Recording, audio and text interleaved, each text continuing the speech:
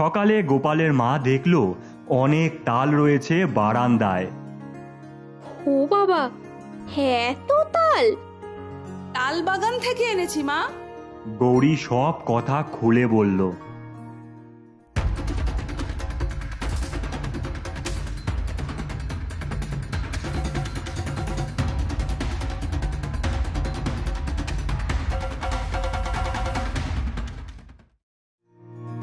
গ্রামের সবাই মিলে এই সব তাল থেকে ক্ষীর, বড়া, পিঠে বানিয়ে ভগবান গোপালের পুজো দেব। তোরা কিন্তু আর ওই তাল বাগানে যাবি না। গ্রামের সবাই জড়ো হয়েছে। গোপালের মা তাল দিচ্ছে সকলকে। এই নাও তাল, সবাই বড়া পিঠে বানিয়ে গোপালের পুজো দিও।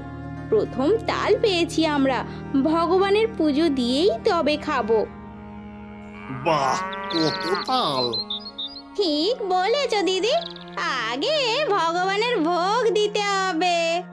ভগবানের কৃপায় আজ মনের মতো করে গোপালকে ভোগ দেব।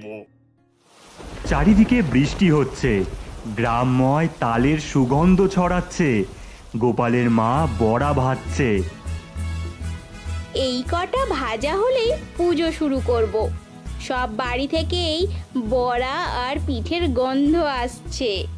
তাল বাগান, ডাইনি আর তার স্বামী বসে পা দোলাচ্ছে। আহা, এ তো অপূর্ব সুগন্ধ আসছে কোত্থেকে রে? মনে হচ্ছে দারুণ কিছু রান্না হচ্ছে গো।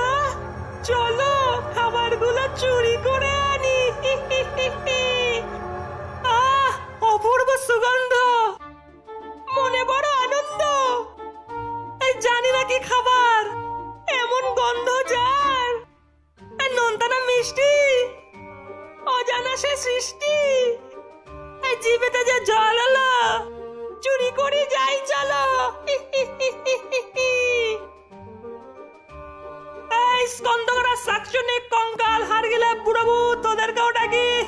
সবাই মিলে চুরি করে পিকনিক করবো। সেই ভালো। আরে ভূতের দল কোথায় গেলি রে? চলে আয় তাড়াতাড়ি।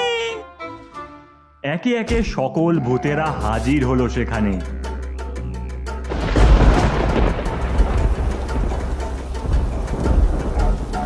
এই চলো সবাই, খাবার চুরি করতে হবে। বৃষ্টির মধ্যে সবাই চলল, লাফিয়ে চলল হনু।